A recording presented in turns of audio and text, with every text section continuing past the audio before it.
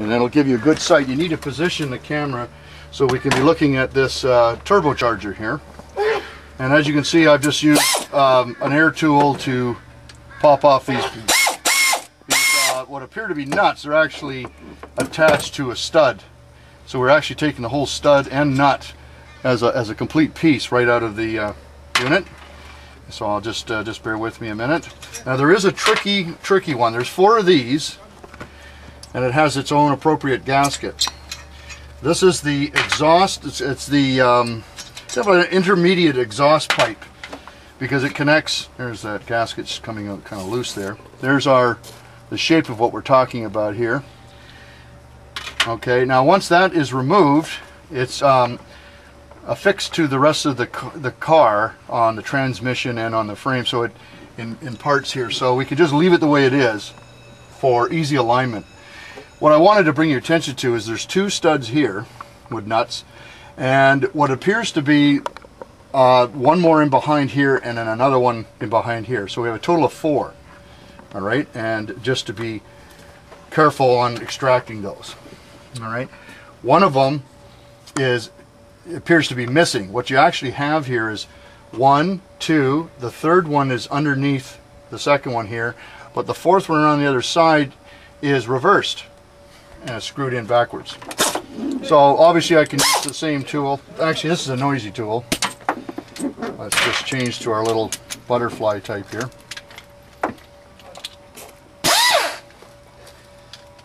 And if I don't have enough room here, no, I'll get an extension. Just hang on a sec, Rodney. We'll use a 4-inch extension here just to gain a little bit better access. If you find that you can't access it, as in this case, we will grab ourselves a 12 mil and maybe a 13 mil. And this is a little trick you can do, one over the other, just to get a little extra tension. As you can see what I'm doing here. Alright, the next step for our viewers out there would be the turbocharger. Am I correct, Dave? Yes, that's correct, and thanks there, Rodney. Where we're at with it so far, because we're just removing the head, we really don't need to take the turbocharger any further. You may want to loosen the clamps off if you need to have some side turning ability there. What I've taken off here is the water supply to cool the intercooler part of the turbocharger, and also I've disconnected the bottom that leads into the thermostat.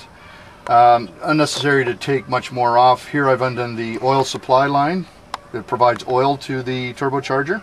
Okay, and underneath is an oil return line I've left connected, and so the turbocharger is just sort of floating there on the on those 2 rubber hoses. If you look close here, you'll see it's been disconnected from the exhaust pipe, and this is the exhaust manifold, which is the next item that we're taking off. I've just loosened a few bolts. Be careful here, because the exhaust bolts might seem a little confusing at first. You have one here on top, and then about a 45-degree angle, one on the side here. Likewise, this one is opposite. So you have one here and then one underneath there, and so on. This one has an opposite bolt down, and that's the hardest one to get at, is on the 3rd cylinder exhaust manifold. The stud underneath is the toughest one to get at, and then of course these 2 here. All right, so in a moment I'll pull this off. A couple of other preparatory items: you might want to remove the glow plug wire and the temperature sending unit wire that is over on this side of the head, and pull the whole harness right out of the way, as I've done, pulling it back to there. Disconnect the air conditioning pump from the alternator, just to give it a little bit more room to move, and also disconnect your oil sending unit, as you can see I've done here.